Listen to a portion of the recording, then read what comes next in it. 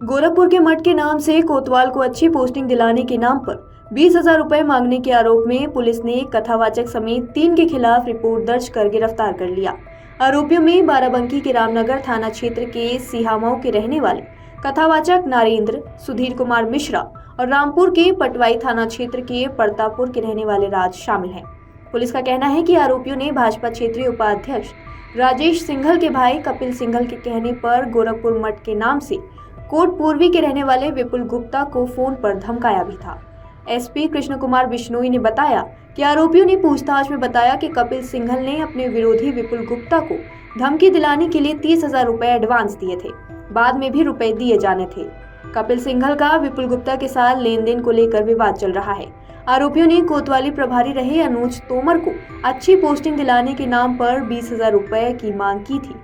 SP ने बताया कि विपुल गुप्ता को धमकाने के मामले में इन आरोपियों के साथ कपिल सिंघल भी आरोपी हैं। इस मामले में पहले ही एफआईआर दर्ज की जा चुकी है। आरोपियों ने कोतवाली प्रभारी रहे अनुज तोमर के सीयूजी नंबर पर 30 जनवरी को कॉल की थी। कहा था कि वो गोरखपुर के मठ से बात कर रहे हैं। आरोपियों ने Indian frozen food company meat factory के मालिक से बात कराने के लिए कहा था। आरोपी लगातार फोन करते रहे, लेकिन कोतवाली प्रभारी ने बात नहीं कराई थी। एसपी ने बताया कि आरोपी मीट फैक्ट्री मालिक को धमकाने और वसूली करने के इरादे से साजिश कर रहे थे। कोतवाल ने इरादा समझ लिया था, इसीलिए बात नहीं कराई थी। एसपी कृष्ण कुमार बिश्नोई ने बताया कि यह गिरोह मुख्यमंत्री कार्यालय की फर्जी मोहर लगाकर अधिकारियों को पत्राचार कर रहा था। इसके अलावा छानबीन में यह भी सामने आया कि आरोपियों ने 1 महीने के अंदर 33 राजस्व अधिकारियों को प्रदेश भर में कॉल की है। इसी तरह 36 पुलिस अधिकारियों के सीयूजी नंबर पर 135 बार कॉल की गई है। बताया कि इस गिरोह की छानबीन आगे भी की जा रही है। उसके आधार पर कार्रवाई आगे की जाएगी। इस गिरोह के खिलाफ गैंगस्टर की कार्रवाई भी की जानी है। कृष्ण कुमार बिश्नोई एसपी ने कहा कि कपिल सिंघल ने विपुल गुप्ता की करोड़ों रुपए की संपत्ति हड़पने के लिए इस गिरोह का सहारा लिया था। मठ से बताकर फर्जी कॉल कराई थी, जिसमें एक एफआईआर दर्ज की गई है। इस गिरोह के खिलाफ गैंगस्टर की कार्रवाई भी की जाएगी। मेरे और मेरे परिवार के सदस्यों के खिलाफ अभी तक 6 एफआईआर हो चुकी है। हमें पहले से अंदेशा था कि हमारा उत्पीड़न हो सकता है, इसीलिए 13 अप्रैल को मुख्यमंत्री से लखनऊ जाकर मिले थे। पूरे प्रकरण की जानकारी दी थी। मुख्यमंत्री ने भी पूरा भरोसा दिलाया था कि उत्पीड़न नहीं होने दिया जाएगा, लेकिन जो दूसरे दल के लोग भाजपा में शामिल हुए हैं, उन्होंने उच्च अधिकारियों को भ्रमित किया है, इसलिए गलत कार्रवाई की जा रही है। हमारा उत्पीड़न हो रहा है, यह कहना है पश्चिमी क्षेत्र के उपाध्यक्ष राजेश सिंघल का।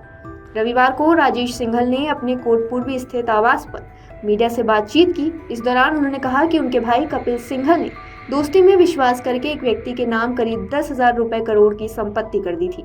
इसमें petrol pump, plot, truck, car व बाइक आदि शामिल है। 2 दिन पहले उसी व्यक्ति ने उनके भाई और भतीजे समेत 13 लोगों के खिलाफ रिपोर्ट दर्ज करा दी, जबकि उस व्यक्ति के नाम जो संपत्ति है वह सारी उनके भाई कपिल सिंघल की है। यह जानकारी समाज के लोगों को भी है। कई बार इस मामले में पंचायत भी हो चुकी है। आगे कहा कि उनके भाई की स्क्रैप फैक्ट्री 18 अप्रैल को कैला देवी थाना पुलिस ने किसी भ्रष्ट अधिकारी के कहने पर सील कर दी, जबकि फैक्ट्री संचालक के सभी दस्तावेज हैं। आगे कहा कि उनकी लाइसेंसी रिवॉल्वर उनके पास है, लेकिन उनकी रिवॉल्वर बताते हुए उनके खिलाफ भी असमोली थाने में रिपोर्ट दर्ज की गई है, जो पूरी तरह से गलत है।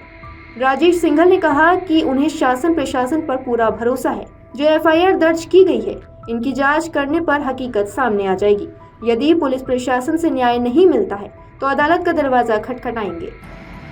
जनपद संभल में अपराधियों पर अंकुश लगाने के अनुक्रम में थाना कोतवाली संभल को एक अच्छी सफलता मिली है, जिसमें उनके द्वारा एक फर्जी तरीके से फोन करके धमकाने व फर्जी जनता दर्शन का आयोजन कर माननीय मुख्यमंत्री जी के कार्यालय की फर्जी मोहर लगाकर उच्च अधिकारियों को प्रार्थना पत्र प्रेषित करने व विभिन्न स्तर से अधिकारियों व आम आदमी से उत्कोच की मांग करने वाले 3 अभियुक्त, जिनमें से 2 बाराबंकी के और 1 रामपुर को गिरफ्तार करके आज जेल भेजा गया है। जनपद संभल से संबंधित एक ऐसा मामला प्रकाश में आया, जिसमें एक कपिल सिंघल नामक व्यक्ति के द्वारा एक विपुल गुप्ता नाम के व्यक्ति की करोड़ों रुपए की जमीन हड़पने की साजिश के तहत इन्होंने इस गैंग से कांटेक्ट किया और इनके माध्यम से विपुल गुप्ता की पत्नी को और विपुल गुप्ता को कई बार कॉल करके धमकाया गया। इस बात की सूचना है वो 18 फरवरी 2025 को थाना कोतवाली संभल पर दी गई।